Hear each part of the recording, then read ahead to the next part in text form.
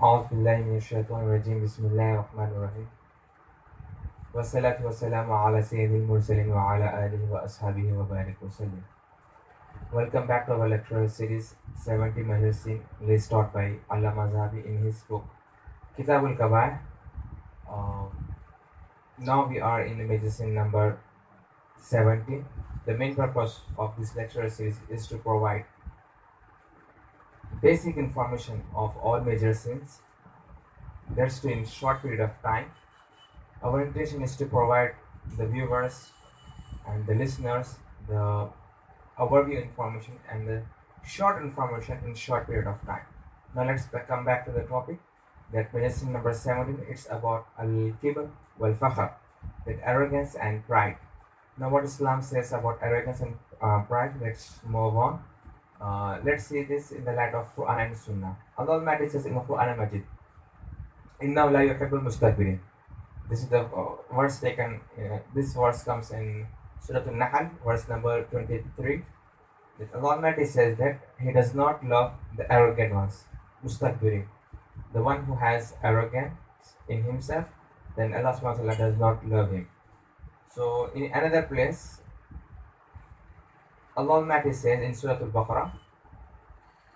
Let me go to another thing that which is very interesting, that the first sin or the first bad thing that you can observe in the, in a whole history of universe is that the shaitan, when Allah subhanahu wa ta'ala command him to do the prostrate, Adam alayhi salam, he refuses to prostrate.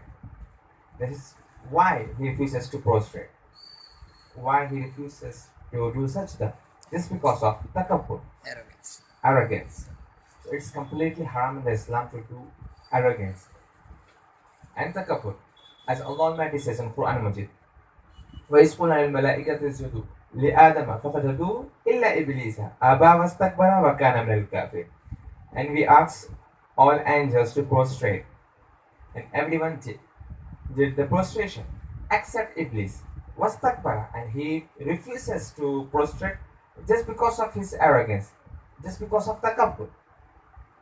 Aba wastakbara, he refuses and he arrogance.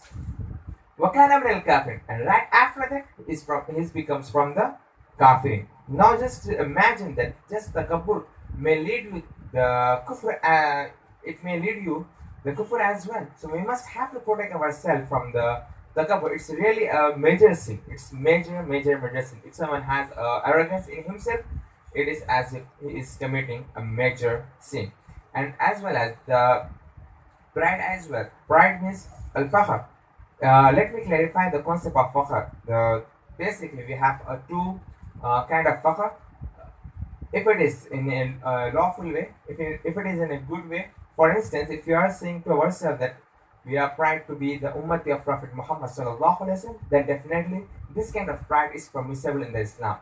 Or if you are priding yourself just because of your wealth, just because of your property, just you are comparing your life with the others by saying that no one has such amount of wealth, no one has such kind of car and mobile and so and so stuff and so accessories. Just you are comparing your wealth with the others, then definitely this kind of pride is completely haram in the Islam. You're not supposed to pride yourself in this way. It's haram in the Islam. So let's move towards the hadith. What hadith says about that? As it mentioned in the hadith, and this hadith is taken by Imam Muslim, and the matter of this hadith is لا يدخل جنة أحد في قلبه مثقال ذرة من كبر. Now, the person who has, the message from this hadith is that the person who has a little bit amount of takabbur in his heart, why not it is in the amount of misqala dharratin, just a tiny particle, or select the tiny particle, even if it is in the amount of tiny particle, a small particle, then that person will not enter into paradise, into Jannah. So from this Quran and Sunnah we come to know that the kibr, it's completely haram in Islam. If someone has such kind of kibr, then definitely he is committing a major sin. May Allah protect us from this major sin, and may Allah remove such kind of disease from our society. وآخر دعوانا والحمد لله رب العالمين.